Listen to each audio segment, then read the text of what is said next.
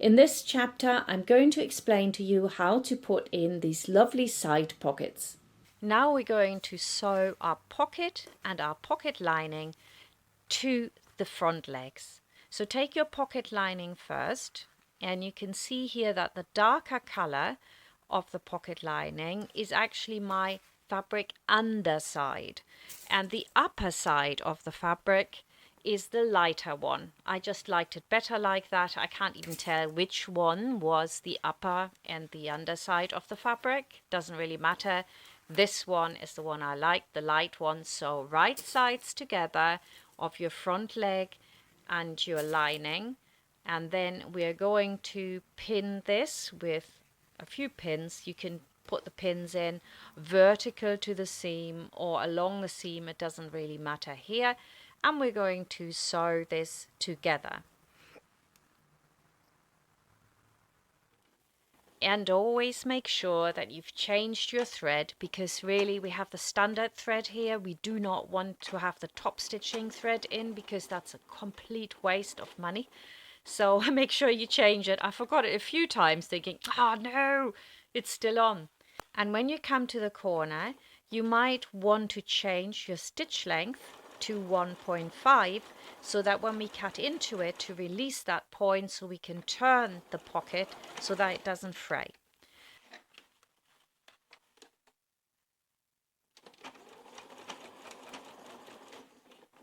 And on the other side, of course, we do exactly the same. We go down to that corner point, put the needle down, turn the fabric, and go to the end.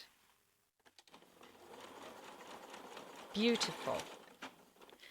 The next step is to snip into that corner so that we can turn it. So pick up a sharp scissor and cut right to the stitching line. So don't hold back and think, oh, I'm only going to cut halfway. You can't do that. You've got to go all the way. And now we can turn this and iron it, and it'll give us this really nice pocket opening there. It's very cute. Let me know in the comments if you like this too, or whether you would have preferred a straight line. Well, I thought straight line's a bit boring. Now we're going to roll out the seam, so you move your left hand forwards and backwards until the seam sits right in that edge, and then we know it's perfect.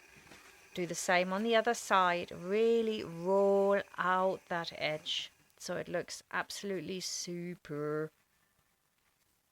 And I always iron with lots of steam, and especially denim, you can have that iron on very, very hot, like linen, lots of steam, and you get a pristine edge that we're now going to top stitch all the way down. So don't forget, now we are changing back to top stitching thread, and you want to extend the stitch length to stitch length 4. Go to the point, stitch by stitch, and if you need to check whether you're at the right point so you have the exact same distance always to the edge, then do that. Don't forget to lock in your stitches. Now I'm going to do a secondary stitching line, and as always with these Bobby Dazzlers, we're going to do it foot width. So the right hand side of the presser foot lines up with that edge, and then lock in your stitches and go. When you get to the corner down here, it's best to maybe check whether you're there or not. Better too short than too long, because if it's too long you have to unpick it and start over, so that you get that perfect distance all the way around.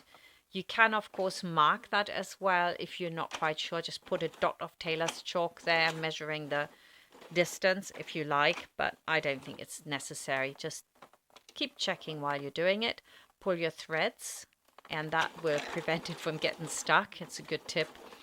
To be honest, mine got stuck a few times where I've got these tiny, tiny little stitches at the beginning, but who cares? Really, you don't really see it at the end, especially since most of that disappears in the seam allowances anyway. So I'm now also going to do this foot width. Go to the corner. Awesome. Turn. And all the way back up. And for the next step, we have to change our thread again to standard thread.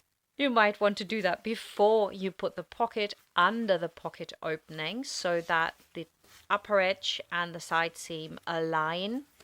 And then we're putting in our pins vertical to the seam so that we can leave them in when we're sewing around. Of course, you could also put them in line and then take the pins out, but I quite like it like that.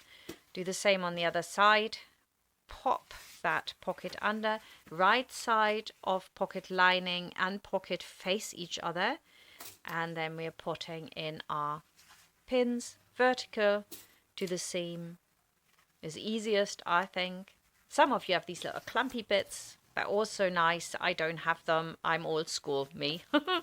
So now we're going to sew this together. You could do a foot width seam allowance here. You do not have to have that as a 1 centimeter seam allowance. It's not really necessary. Try pulling the fabric round when you get to the curve instead of having the needle down, lifting the presser foot to change your direction of sewing. So let's do this again. So what you do is your left hand is a really big part in this. Lock in your stitches, and now watch what I'll do. I don't pull down, I pull it sideways around. The front is always fed in at the same sort of transportation level, if you will. I don't pull to the front, I just pull it sideways and around, and that gives you a much nicer round curve than it would if you lifted the presser foot. If it's a slight curve, that's the way to go. Now we're going to overlock the edge or serge the edge, and you always serge from the side that is visible afterwards. In this case, that's the underside of the actual pocket. Make sure all the pins have been removed so you don't ruin the knife of your serger. That will be a bit of a disaster. We do the same again, and also here you will see me really moving the fabric round with my left hand. There's a lot of force involved in there, even if you can't see it as much. Really, it's none of this light stuff. And that's our beautiful pocket, nicely inserted. You can give that a good press, and we're done with this step. Fantastic looking pockets here. Now we can join the front and put in this faux zipper in the next chapter, and I see you there.